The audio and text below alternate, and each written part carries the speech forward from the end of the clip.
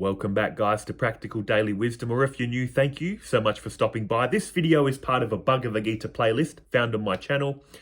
Last week's video was Chapter 3, Part 1. Just quickly to review, what did we learn in Part 1? What was Krishna teaching Arjuna, and indirectly us? The practice of Karma Yoga. Initially, Arjuna was confused because Krishna gave him a lot of knowledge in Chapter 2. And Arjuna seemed like he was getting it, but Arjuna reminds me of me personally, and perhaps you, where you're taught all this knowledge, you think you get it, and then you ask questions like you've never heard the knowledge. First question Arjuna asked, I'm confused, Krishna. You tell me knowledge is superior to action, now you're telling me to wage this terrible war. I'm bewildered. What went over the top of Arjuna's head was the knowledge Krishna was giving him was the knowledge of Karma Yoga. To perform your actions, to perform your duties in an unattached way. Don't worry about the results. Your duty as a warrior. You're in a war, you're fighting on the side of good, so perform your duties. Don't make this personal. That was the knowledge. But Arjuna got confused. Because, can we blame him? Krishna hit him from the top. Neo Advaita knowledge. There's no one here, nothing to do. Everyone and everything's infinite and eternal. Then he brought it down to the level of practicality. Your duty as a warrior. Fight this war. He even attacked his ego. What will they think? They'll think you're a scared little dog running away if you do not decide to perform your duty. So of course Arjuna's confused. We're all confused when we initially come into these spiritual teachings.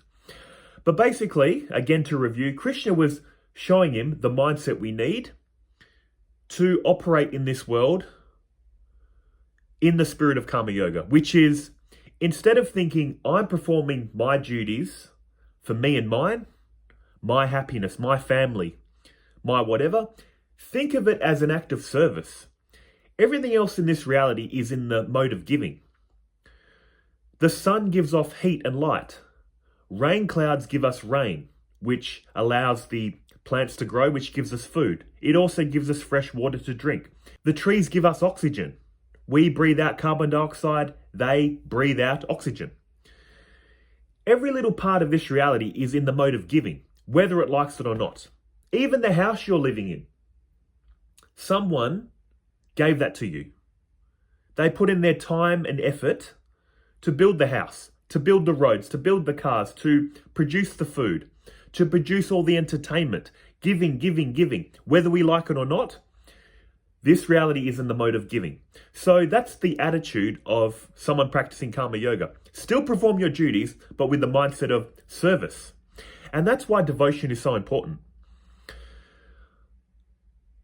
I got into non-duality because I did not believe in a God. I grew up in a Christian religion. I did not want to touch the God concept anymore. But one thing I found is non-duality, Advaita Vedanta, will show you oneness at the level of intellect. That's cool and all, but do you know what oneness is at the level of the heart? Love. And that's what so many people are missing. I did for the longest time.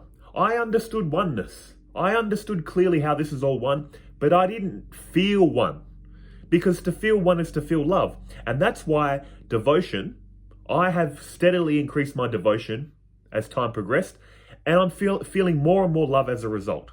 So if you do not like this God concept, just think of this reality as, what are they saying in non-duality? One appearing separate. You are that one. See this reality as yourself and love it. Serve it. By loving and serving this reality, you're only loving and serving yourself. But if you're open to the God concept, it's not going to hurt. Our mind can only know objects. So to project a God outwardly and devote to it is such a beautiful path. I devote to this reality in the form of Krishna. Why?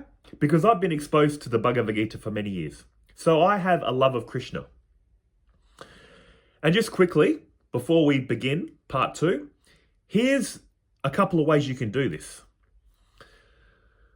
Number 1, realize it's the one appearing separate, so this is you. To love yourself is to love this reality. Or to love this reality is to love yourself. To hate this reality is to hate yourself. So picture this as you're only serving yourself. Another way to do this is, picture someone you have loved or currently love. Picture them having this amazing ability. They're standing in front of you and then they say to you, I have this amazing ability to transform myself into a universe. All I require from you is, can you serve this universe that I'm going to become? So picture a loved one standing in front of you. They start growing, expanding. Then they start losing their human form and appear as this world. And you're a character in this world. Basically, wherever you look, you're seeing them. Not the form you remember them in, but they have this power, like I said, to transform into a reality. And all they ask from us is, if you truly love me, like I love you, can you help serve all these different forms of me? That's another way to pull on the heart. Think of someone you love, picture them transforming into this reality and love it, serve it. And that's the kind of feeling they're trying to make us cultivate to God. Developing a relationship with God in any form you choose. Jesus, Krishna, Shiva, even Buddha. You can turn anything into a source of worship. The most important thing to remember is this mind can only know objects. Your true self is one with all of reality. But this egoic self, this person that appears to be living a life, can only know separate people and objects. So it needs to attach to a God, or it needs to realize this reality is you. But then that can get very egoic. See, our mind has the tendency to go, oh, it's all me, so everyone should serve me, this ego. Everyone should please me. The ego can hear this, it's all me, and then turn it back on itself. So it's very dangerous. That's why it's better to say, this reality is God's reality. This is God's world. I'm here to serve a God. It's making the ego shrink and giving it the tendencies of love, service, devotion. That's all I'm saying. That's why devotion is so important on this path. To feel love is to feel one. But let's leave it at that. Let's get into part 2 of chapter 3. And this will cover 2 important topics, which is, when you become enlightened, why do anything anymore? Why continue to do your duties? What's the point? I'm enlightened. There's nothing to gain or lose. I might as well just lay on the couch and give up all my work in the world. The second thing we'll talk about is free will. Do I have free will or not? Another one of my passionate subjects, because it did change my life, seeing through the illusion of free will. But we'll discuss that as well. So let's start with verse 20 and 21. You'll see it here. By performing their prescribed duties, King Janak and others attained perfection. You should also perform your duties to set an example for the good of the world. Whatever actions great persons perform, common people follow. Whatever standards they set, all the world pursues. King Janak was an enlightened king. He was a philosopher king. If the name sounds familiar, if you've heard of the Ashtavakra Gita, he's the king in that story of the Ashtavakra Gita. And what they're basically saying in this verse is, he was an enlightened king. He had nothing to gain or lose after enlightenment. But have you ever noticed one thing? We're always worshipping someone. We are either worshipping God or celebrities, rock stars. Humans have a devotional nature. We always look up to and respect someone or something. And what this verse is trying to say is, it's the obligation of an enlightened person, once they realize the truth about reality, continue on like nothing's changed. Before enlightenment, we think, I'm doing these actions for me and mine. After enlightenment, we can run off and not perform our duties, but what example does that set for others? Especially if you're in a place of authority. Us regular people, when we become enlightened, we can continue to do our duties or run off. Who cares? We're nobodies. But especially people at levels of authority, we all follow their example. If they act in a good moral way, it it sets an example for us. If they don't, we think they're not doing it, why should we do it? That's beautifully what this verse is trying to point to. Verse 22. There is no duty for me to do in all the three worlds, O part, nor do I have anything to gain or retain, yet I am engaged in prescribed duties. Krishna, being God, has nothing to gain or retain by performing all his prescribed duties in the three worlds. Three worlds: heaven, earth, and hell. Just quickly as well about this heaven, earth, and hell, none of these abodes are permanent. The human birth, they say, is a blessing. However you act in this human birth determines where you go next. If you perform a lot of action in this world, you're a go-getter, think there's happiness in this world, and do it in an ethical, moral way, where are you headed next life? Back to earth. If you use this life for spiritual advancement, what we're doing, spirituality, trying to move your consciousness higher, where do you go next? Heavenly abodes. If you use this human life to satisfy just your lower instincts, it's all about pleasing the body, you're acting like an animal, you go into the lower realms. Now, one thing to remember is none of these are permanent. They say the whole goal is to escape this endless birth and rebirth. This constant up and down in the middle. The whole point is to become enlightened and escape all this. But what Krishna is saying is he's performing all his duties in the three worlds. Why? Again, to set an example for us. Devotees of Krishna look up to Krishna for guidance. If he's just laying around going, it's all the one appearing separate, I'm Krishna, I'm not going to do my prescribed duties, we're all going to follow him. So again, we look up to the people we admire, respect, and follow their lead. Verse 23, for if I did not perform my prescribed duties, O part, all men would follow my paths in all respects. Exactly what I was saying. We follow the people we admire. If our God is being lazy or being corrupt, we think, okay, let's be lazy and corrupt. If the celebrities we look up to, politicians, whoever, are being lazy, corrupt, we think we should do it too. That's why, again, people in authority need to set an example for the rest of us. Verse 24, if I cease to perform prescribed actions, all these worlds would perish, and I would be responsible for the pandemonium that would prevail, and would thereby destroy the peace of the human race. Krishna was born into royalty. What happened before the Bhagavad Gita, the Mahabharata? And the story of Lord Krishna, he was born to King Yasudeva and his wife Devaki.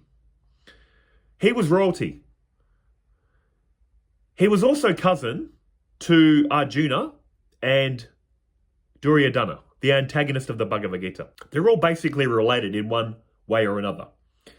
But he was born as a prince.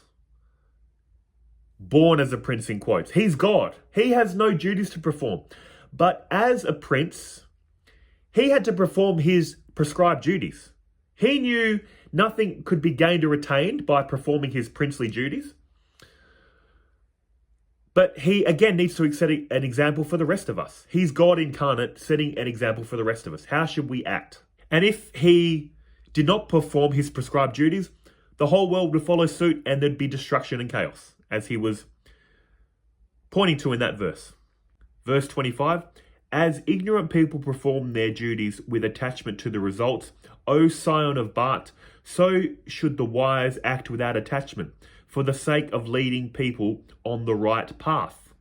Again, the ignorant perform their prescribed duties thinking, I'm going to get something out of this. I'm going to get happiness. I'm going to get a better rebirth.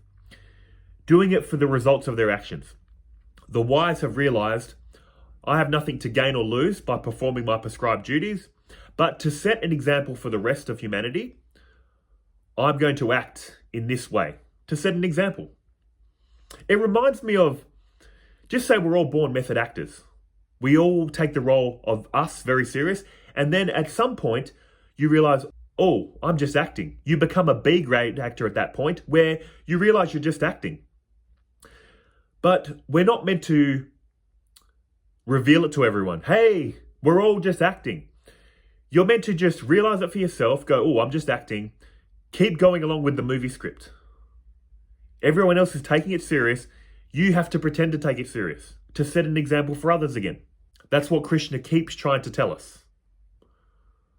Once you're enlightened, still be a good person. Even though ultimately good and bad doesn't exist for you anymore, still act like a good person, to set an example. Verse 26, the wise should not create discord in the intellects of ignorant people who are attached to fruitive actions by inducing them to stop work.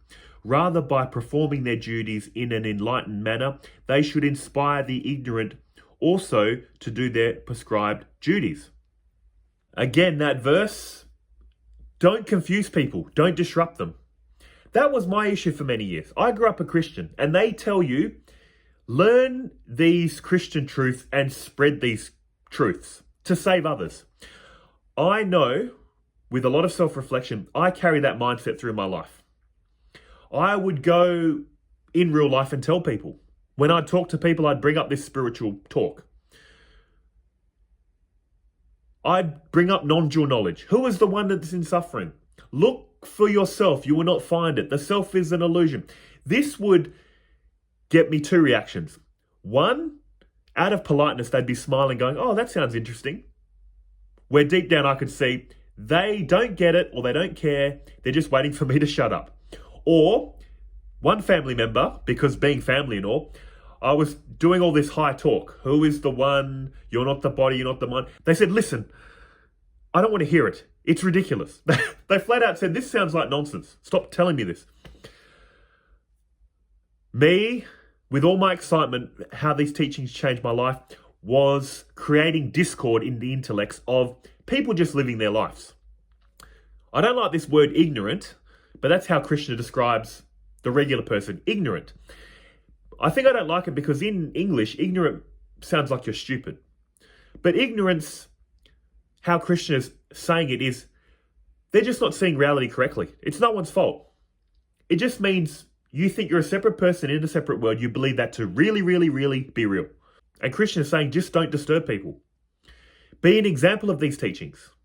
That's why, again, in my daily life, I do not speak about this anymore. I speak about regular topics.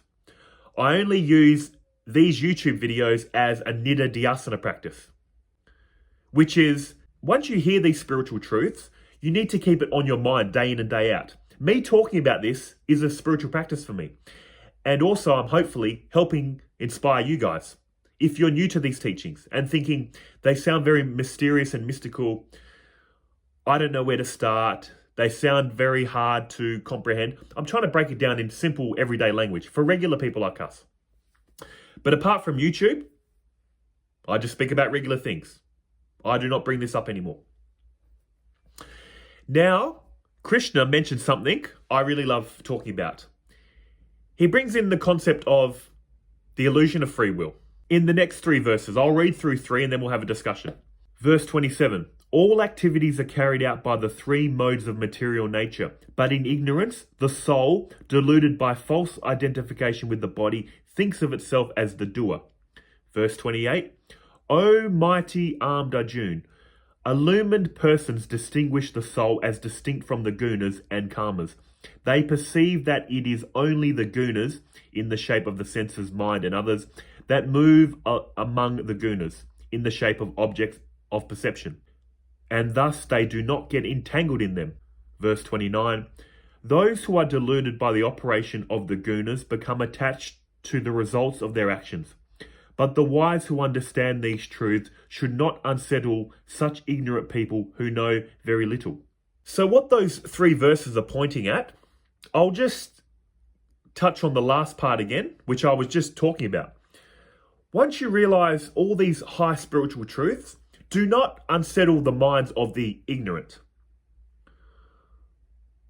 I leave all my philosophy again and spiritual talk for YouTube because you guys are into this. You guys are searching for this. Spirituality, free will's an illusion, non-duality. That's why I bring it up. But in everyday life, I do not talk about this kind of stuff. And again, I used to try it. I used to talk about free will being an illusion. People didn't want to hear it, or they got very angry. I used to post it on Facebook many, many years ago. When I was resistant to the teachings of free will, then I started realizing, holy crap, I think it's true. there's only an illusion of free will, I would have people add me on Facebook because I would post on spiritual forums or pages. People would like what I wrote and then would add me on Facebook. Whenever I would post about free will, I would lose friends on Facebook. Or before they left, they would say, of course we got free will. What are you talking about? They would seem very irritable and delete me. I know why free will is held so deeply in people's hearts. Because first of all, it feels like we have it. And also, if it wasn't true that we didn't have free will, you've got to accept a lot of things that have went wrong in this reality and a lot of people that have hurt us and others. It's a very big topic, but basically what Krishna was saying in those verses, in ignorance, we feel like we're performing our actions. And what is the cause of this ignorance? The ego. The ego gives us the feeling of separation, ownership, and control. The appearance and feeling of separation is no problem. The feeling of ownership and control is the problem. And let me just bring in Sri Ramakrishna, what he said about free will. He said, God is the doer of all actions. There is only God here. There isn't one God, there isn't many gods, only God is. God is the doer of all actions.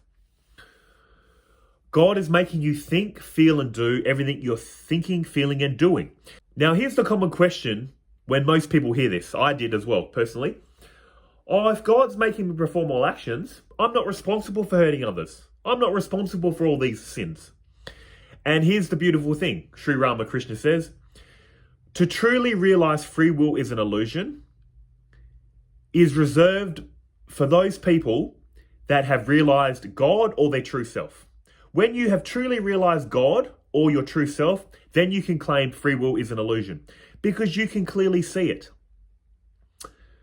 Again, people might say, yeah, I believe in a God and he's caused me to do all these terrible actions. That's the beautiful thing again about what Sri Ramakrishna says. To truly realize God, you need a faith that a God exists to begin with. Most people don't believe in a God. And the ones that do, maybe just superficially.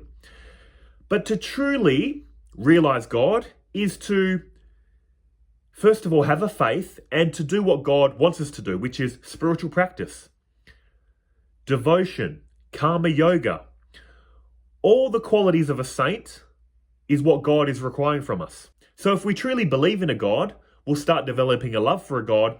And with that love, we'll be a good person, a loving person, a kind, compassionate person. And what is doing that? The opposite of our ego. Our ego gives us the feeling of ownership and control. And what does that do? Our ego gives us the feeling of separation, ownership, and control. What does that lead us to do? Give us the feelings of, if I do this or gain that, I'll be happy. If I don't get it, it's going to make me angry. Gives us the feeling of lust, wanting people or objects, and anger when we don't get them. Gives us the thoughts of, oh, if I cross the lines of morality, it's wrong and all, but I'll get what I want. What I'm basically pointing at, or what Sri Ramakrishna is basically pointing at is, once you realize God, to realize God is to believe in a God to begin with. And then do everything God is requiring from us freely, using our free will to freely do spiritual practice to realize the God we believe in. And at that point of realizing God or our true self, our mind and heart is pure. So we're not going to commit a sin.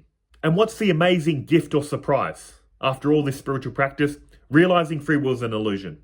But by the time you truly realize it's an illusion, your body and mind is pure and you're not going to think or do things that the world classes evil.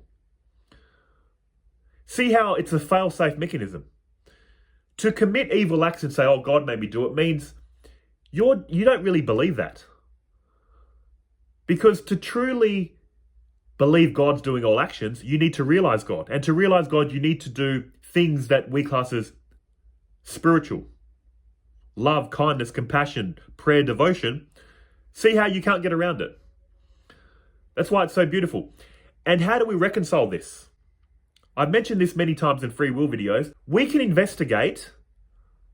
I'm not the body, I'm not the mind, I'm the witness of the body and the mind. The body and mind is performing actions. You can also witness how every thought is triggered by a feeling, or every feeling is triggered by a thought. You can see how your thoughts are also triggered by what's happening in your environment. I won't make this a big free will video, but basically, once you study your free will, you realize life is just living life. Everything's happening under the laws of cause and effect for this body and mind. But you are the witness of this body and mind, so you, your true self, is performing no action. It's the witness of this person living a life. But the fact remains, here's the beautiful thing. The more and more you investigate your free will, the more and more devotion and prayer, spiritual practice you do, you're going to stabilize in that realization. I'm performing no action. The state you feel in deep sleep will be carried over into the waking state. But you don't go from one extreme to the next. You don't go from thinking, I have free will and I'm freely performing my actions, to I have no free will.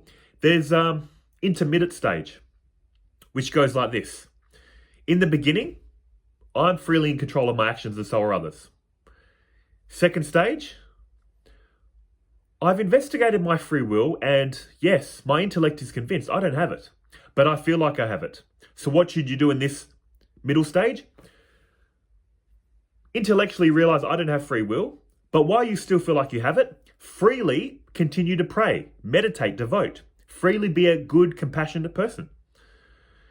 The more and more you do this, that intellectual realization, I don't have free will, and the feeling that you have it, slowly merge into freedom itself. Ultimately, do we have free will or not? Whatever you think is real is real. If you think and feel you have free will, you have it. If you think and feel you don't have free will, you don't have it. That's the whole teaching of non-duality again, Advaita Vedanta. The nature of reality is truth. My favorite example, imagine if reality was an ocean. I'm a whirlpool, you're a whirlpool. There's 8 billion whirlpools. Every thought, think of that as a ripple. In what? In water. What I'm getting at is the fabric of reality is truth. So think and feel you got free will. It's true, you have it. Don't think and feel you got free will. It's true, you don't have it. Who's right and who's wrong? No one. No one and everyone. That's why having free will is a concept. Not having free will is a concept. You go from free will to freedom. When you're in the state of freedom, what concept? It's not even going to enter your head. Ask the animals, do you have free will or not? They'll just look at you blankly and walk off. Ask the trees and plants, do you have free will or not? They'll just continue growing. These are all human stories. But while we feel the human story is real, and don't fake it, don't delude yourself. I've tried this. I used to try to deny the world, live under these enlightening concepts. You need to start where you're at. That's the beauty of these teachings. Don't try to skip ahead. Basically, to sum up, if you think you've got free will, freely keep praying, meditating, devoting. Keep listening to spiritual talks or reading spiritual books. This process will take care of itself. Eventually, this feeling of free will go completely. And again, you'll be like in the state of deep sleep. Deep sleep is so peaceful because there's no ownership and control. The ego isn't active. Eventually, you're going to get to the point where that feeling of inner peace carries over into daily life. It's like going from thinking you're a movie character to realizing you're the screen. When the movie stops playing, there's just screen. When the movie starts playing, a movie appears on the screen. When the movie stops playing again, the screen goes blank. You're always in a state of peace. But again, take it slow. And let's cover the final 3 verses. I really love the topic of free will. I'll make more on it in the future, and it will help you so much, especially when life goes wrong. That's the first thing that happens when something goes wrong in my life. When there's a problem, the first thought that comes to my head is, this is exactly what was meant to happen. There's a problem, and God will give me the solution. So why worry? God has given me the problem. God will give me the solution. No need to think anymore. And what do you know? Problem happens.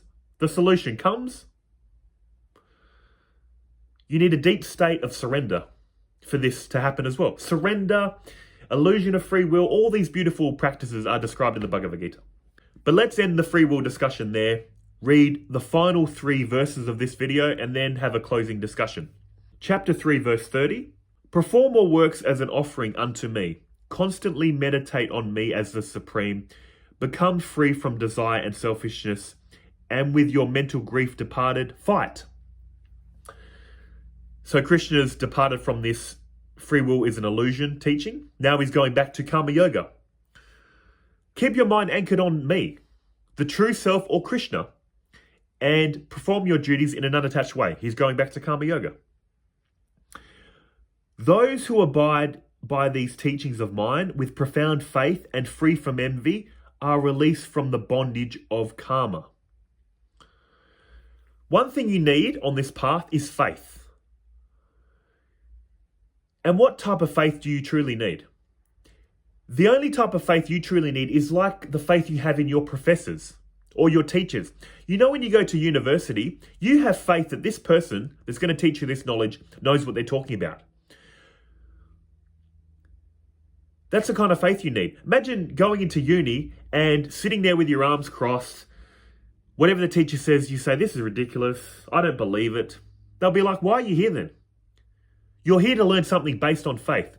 Faith in the sense of just trust what I'm saying is true, then put what I'm saying into action and you'll see it for yourself. That's the only faith you need. Profound faith and free of envy. And the final verse, verse 32 of chapter 3 that we're going to cover in this video. But those who find faults with my teachings, being bereft of knowledge and devoid of discrimination, they discard these principles and bring about their own ruin.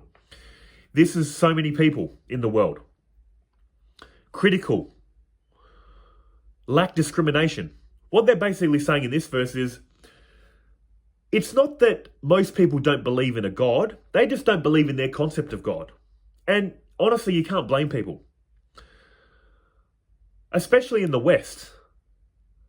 The teachings of Hinduism are so beautiful when studied correctly, and the intellect understands what they're pointing to. But you're only as intelligent as your intellect allows. If you think all teachings of God are nonsense, what's all these Hindus worshipping these animals? That's all nonsense too. See how you're only as good as your intellect. If that's all your intellect knows, your intellect is always just filling in the gaps. Our mind always thinks it knows what's right. If it doesn't have all the information, it fills in the rest of the information.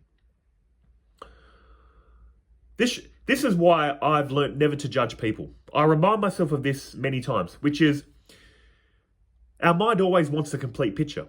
When we know a little bit of information about someone, what does our mind do? Fill in the blanks.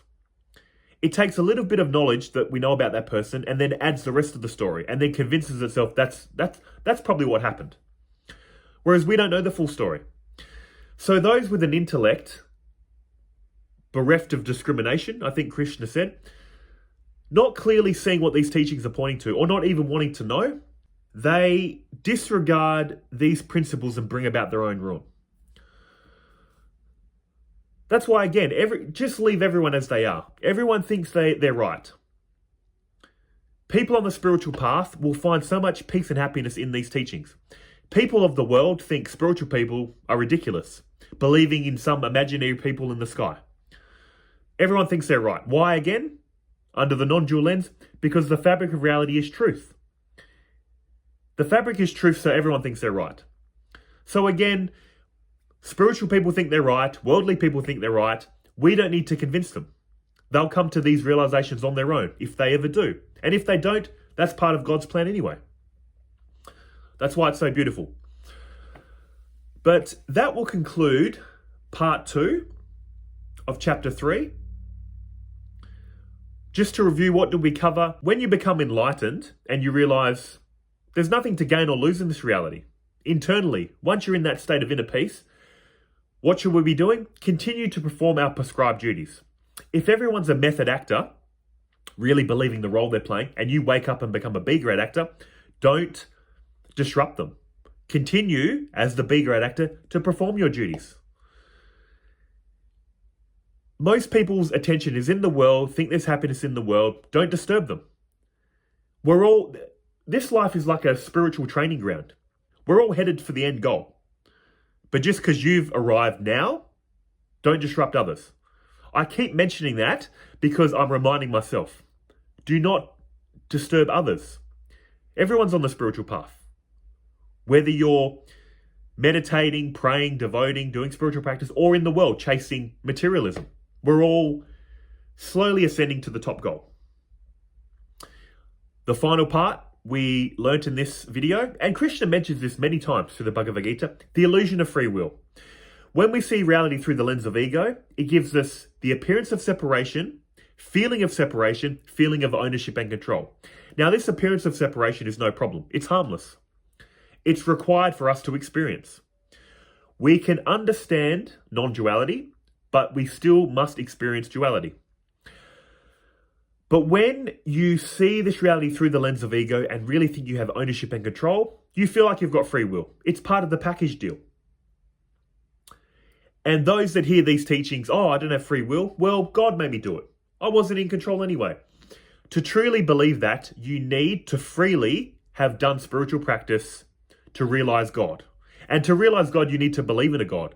And to believe in a God and do spiritual practice is going to make this body and mind pure, where you will not be committing sin as we commonly know it. And the beautiful surprise after all this spiritual practice is realizing I was never in control. God was using me as an instrument all along, sending me down detours and dead ends, thinking I was freely doing it. I was never in control. It's a beautiful surprise and twist, which you can only realize, again, once you thought you were freely doing spiritual practice. And while you still feel like you've got free will, what are you meant to do? Simple. Freely continue to pray, meditate, serve others, be loving and compassionate, until this feeling of free will vanish.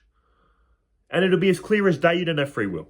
So I'll end the video there, guys. In the final part, we'll cover verses 33 to 43, if I'm not mistaken. Verses 33 to, 43. And that ends the chapter. And in that, just a quick preview, it deals with things like repression. Don't repress what you're thinking and feeling. So we'll talk about repression, continuing to act as your tendencies want you to act. Also, Arjuna asked the question, what compels a person to commit sinful acts, even unwillingly? What gives us that urge to want to be evil and do the wrong thing? So that'll be covered in the final part of chapter 3, part 3. So I hope this video was informative, and I'll see you beautiful people in the next one. But until then, take care of yourselves, eh? See ya.